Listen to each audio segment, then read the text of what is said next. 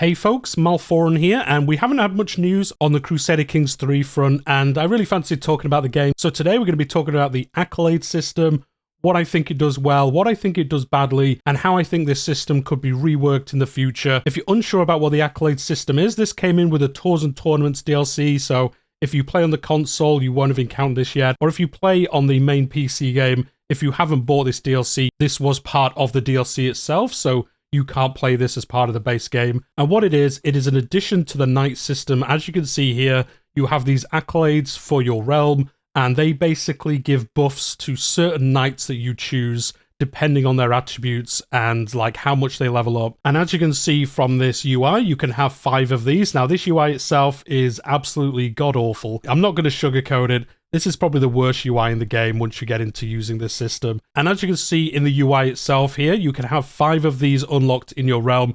For the most part, you're probably going to have 2 or 3. You can unlock, like I say, up to 5. You get 1 for being a king, 1 for being an emperor, 1 for having the Banners innovation, which is pretty easy to get, 1 for the knighthood innovation, and the last one is in the Glory Dynasty Legacy unlock. And that is the second one in that tree. So again, that's not too difficult to get to. I'm showing this off as the Emperor of the HRE. He's got 3 at the moment. He'll probably get 4 pretty quick if we were to play. And then with these accolade slots, you pretty much just choose one of your knights, and then that knight gets like acclaimed by your realm. They kind of get elevated up beyond being a normal knight. And depending on their attributes, they then give you additional bonuses as well. So how do you actually choose these? Well, you just pick one of these gaps up here. You then get the choice of choosing someone to be an acclaimed knight. So we're going to choose Mayor Gerlach here. And the accolade they could choose is based on a few things. It could be traits, it could be their skill points, it could be other bonuses as well. And if you hover over this option here, you can actually see the different accolades they could choose from. This guy could be a Marauder and a Reeve. That is different to a Reaver, don't get confused by it. And I'm sure many of you have encountered this system, but just to give this quick overview. So as you can see here, it's going to be a Marauder primarily, and then his secondary attribute is going to be a Reeve. And then if we create this accolade, he basically becomes the Stone Knight, which is the accolade title it's given him. One of the best things about this system are the titles. Some of them are really cool. And then once you've selected him as an acclaimed knight, he basically can earn glory, and then that glory allows him to rank up to rank 6 in this accolade, and he gets glory by being in an army that wins, winning fights against other knights. If they attend activities, they also get glory. So if they're in tournaments, if they're in hunts, etc., they do get some glory from that. And then the last one is if they're liege, obviously usually yourself, win a war against a ruler that has a higher rank. So if you're a king, if you win a war against an emperor, they actually get a bunch of glory for showing off, I guess, how well they did being able to defeat this larger realm. So that is also a way to get glory. And then, as I say, you can rank up to level 6. And as you can see here, this shows the bonuses that you get as well for hitting those different ranks. The early ones, relatively easy to get to. The later ones, a lot harder to get to. Rank 6 is pretty difficult to get to, but it does also give you pretty decent bonuses. And the accolades themselves, there's a lot of them. You might know some of them, obviously, through your campaigns. A lot of them, though, more useful in certain situations. And I'm going to be honest, that is the first issue I really have with this system, is the fact that it's kind of good in the fact that it wants you to care more about your knights, make you think about certain characters like the mayor here. If he's an acclaimed knight, we're going to care about him more probably than somebody else. The main problem is that these accolades are themed around the character stats, and that means that most players, when they're playing through, even if you want to try aim for certain modifiers, it's quite hard to do because you can only use knights in your realm. You can recruit people. As you can see in this UI, we could recruit Stefan here. He would have some different traits. He'd be a Valiant and a Marauder, so slightly different if we recruited him and then made him a knight. So we do have these options. And as you can see, there's a bunch of options here. As you go further down, you could choose these different ones. This guy has 4 options. He has 2.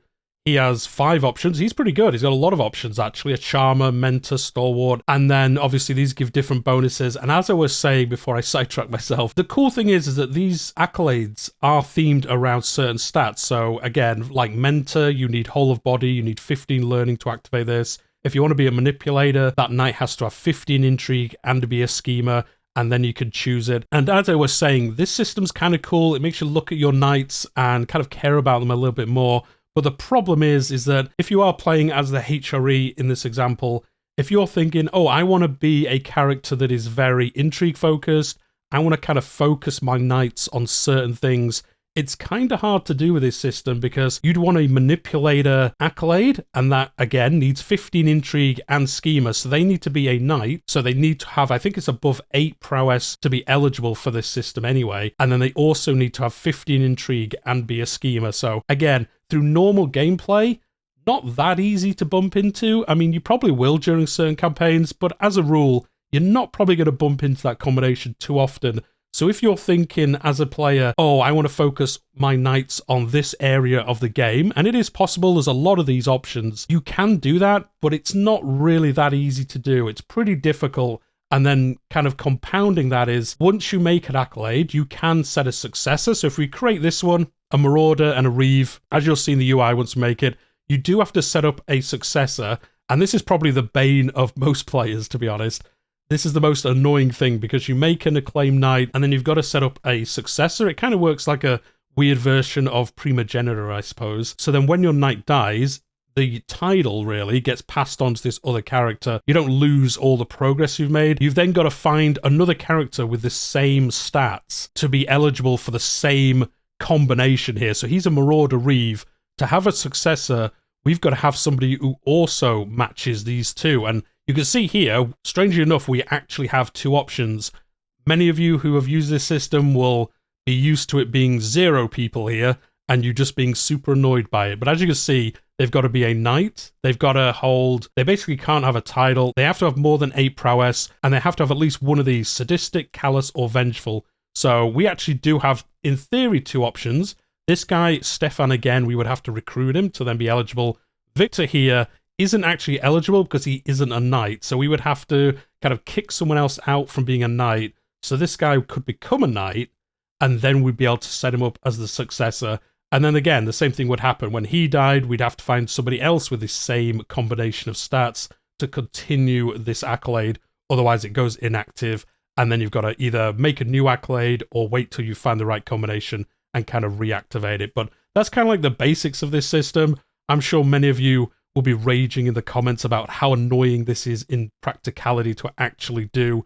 There's a lot of ways this could be better. The first one, I suppose, is already built into the game in a way. As annoying as it is to find a successor, there is a way to do it. You can just click this button, and if you have no options here, you will get one within 6 months that is eligible to be a successor. Now, the thing is with this is that it's only available every 2 years once you click it, and you can have up to 5 accolades. So if you're missing successors for all 5, it's pretty difficult to fill them all, especially if you're doing a lot of war. Your acclaimed knights are probably dying a little bit at least, so it's kind of hard to kind of keep these filled up, and then it just gets a little bit annoying with these inactive ones. Then you've got active ones, and you're trying to play a game of like reactivating them, and then trying to keep this succession going. And it's just really, really annoying trying to do it. If I'm being honest, it's super annoying. That's the basics on how it works. As I say, there's a bunch of these different options here that you could choose. Some of them better than other ones. I'll put them on the screen at the moment so you can see some of the options. And the bonuses they give are really cool. If you look at like Mentor here, you get +1 knights in the first 2 levels. If you get to 3 and 4, you get +1 learning, +1 knights again, +1 prowess for children, +100 prestige for children when they come of age, and your trained commanders has a chance for your knights to get the Hastildra experience. And then 5 or 6, you get +2 learning, +2 knights, +3 prowess for your children when they come of age, +250 prestige when they come of age, and then the bonus for the Hastildra experience is higher than the previous rank.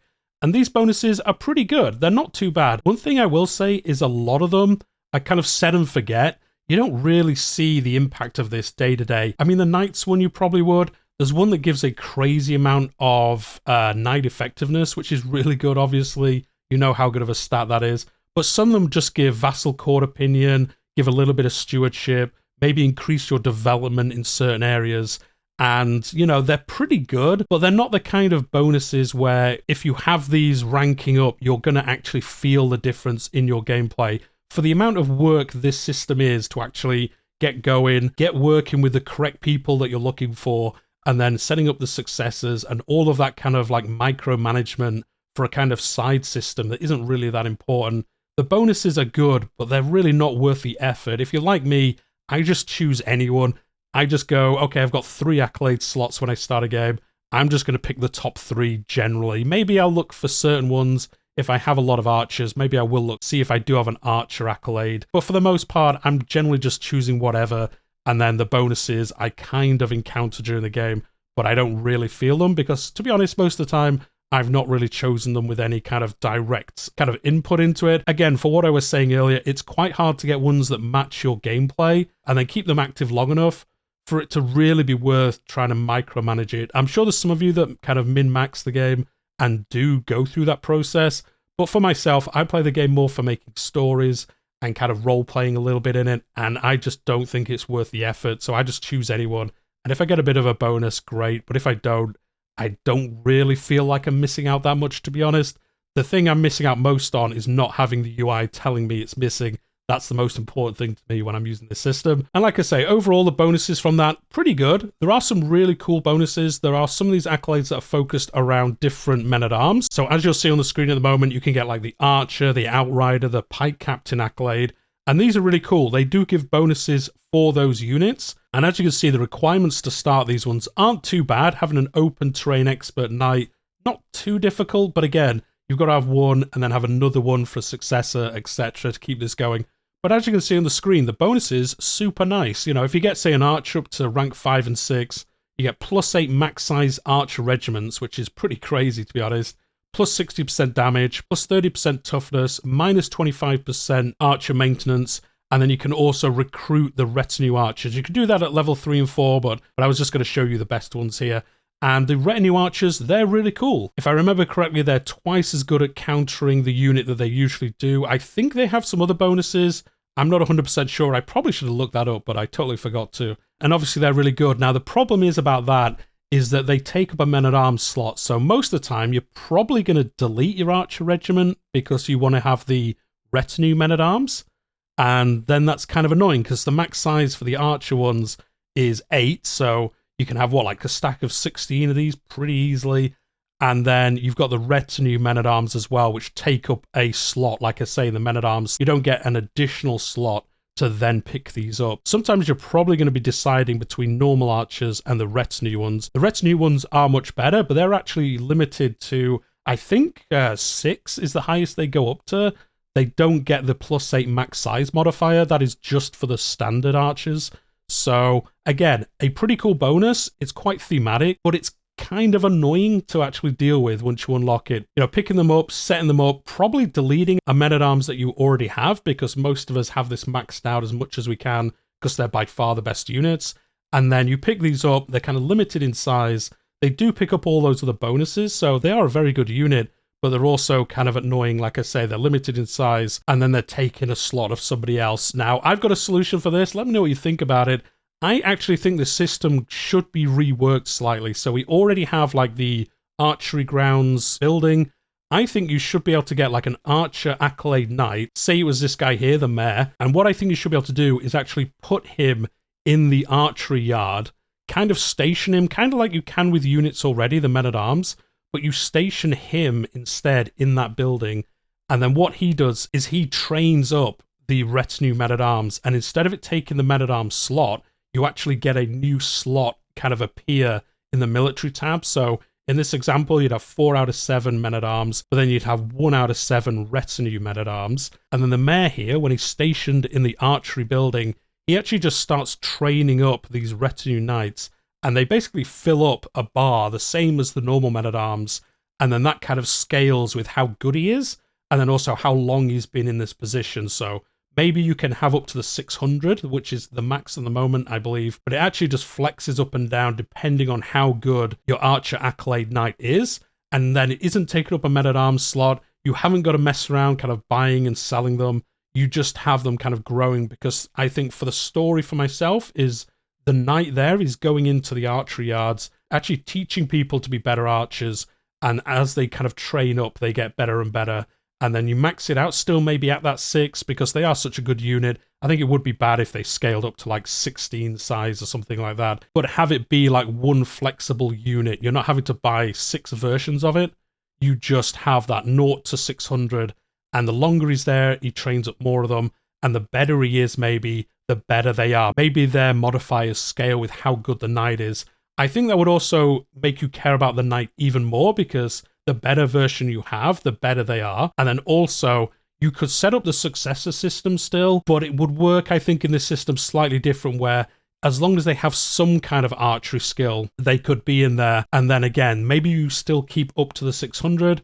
Maybe if they're a very bad archer, it kind of scales down to like 200 and they're only slightly better than normal archers. Something like that. Something where you kind of put it in there, you have a bit more agency, and then it also is a little bit less annoying with having to like buy and sell the men-at-arms as you're changing them to retinue ones and all that kind of thing. It's a little bit more, you put the person in there and then they're doing stuff and you're not having to worry about it quite as much. And then when you raise your army, you've got your standard army that you always have, depending on how you've set up your men-at-arms. And then the retinue ones are more of a bonus, depending on what you do, because I think the one thing this really does miss is at the like flavor, I guess, of if you think about, say, England in the Middle Ages, what was it known for? It was known for archers, especially being some of the best archer units. And if you think about trying to recreate that in Crusader Kings, you'd have to have a lot of archer men-at-arms, build a lot of archery places. You would then think, oh, I'll get an archer Accolade knight. I'd have to level him up to level 6. I'd then have to buy the retinue men-at-arms for archers and then buy loads of those. And then I could be like renowned around the world for being an archer-themed army in a way. Whereas I think in my version, you just have those archer men-at-arms, you find an archer knight, you just put him in the archery building, and then he trains up these people, and you're not having to mess around with this system quite as much as you do now to get that kind of flavor and kind of theme towards your campaigns in a way.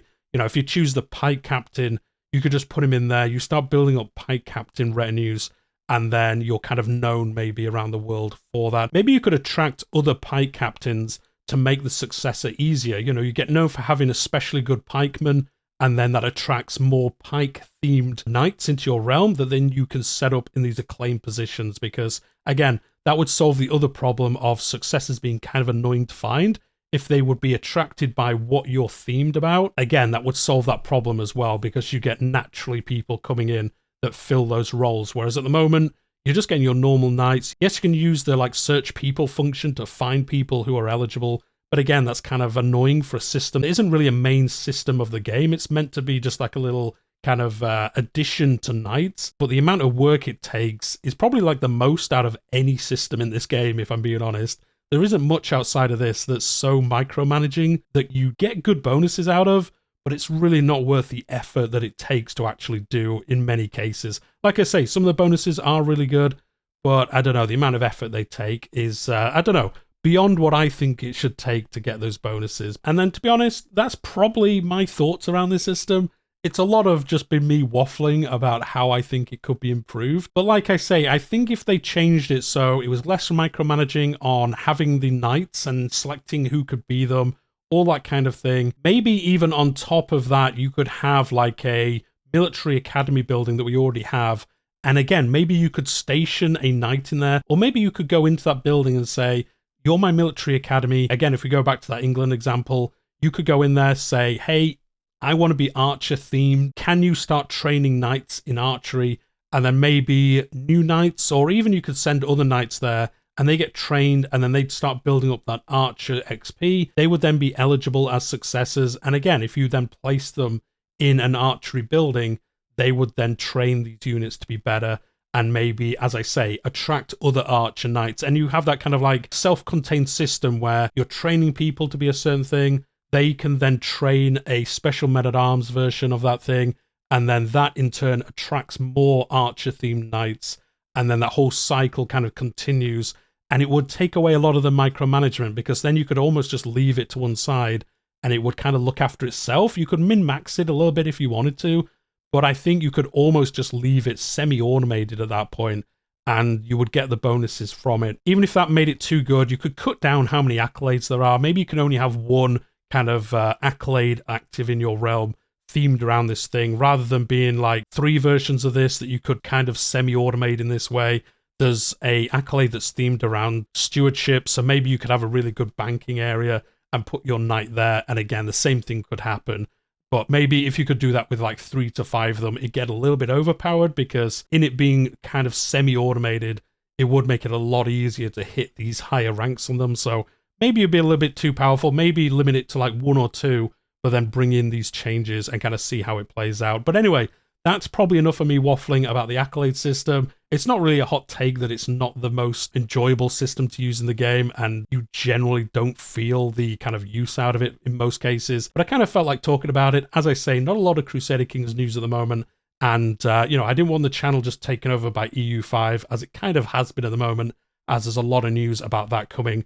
And I've enjoyed covering it on the channel, but I do enjoy Crusader Kings. I'm not leaving it behind for the other game. There's just been nothing else to really talk about. So yeah, I felt like talking about this today. Hit that like button if you've enjoyed it. Subscribe to the channel if you are new here. As I say, I cover Crusader Kings, EU5 as well on the channel now, and other historical games as well.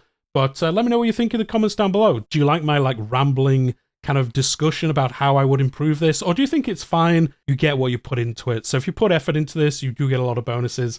And if you don't really, well then, yeah, you don't get much out of it, but you didn't put much effort in, so it's kind of like your fault for not putting that effort in. I can see both ways. I just think it's so annoying to use at the moment. People kind of either ignore it or just kind of unwillingly participate in the system because they have to, because you get that notification all the time saying, you've got an accolade available, or you haven't got a successor, or you need to restore this accolade. No, thank you, leave me alone. I just want to play the game. But anyway, we'll talk about that in the comments down below. Thank you for tuning in. I'll see you in the next one.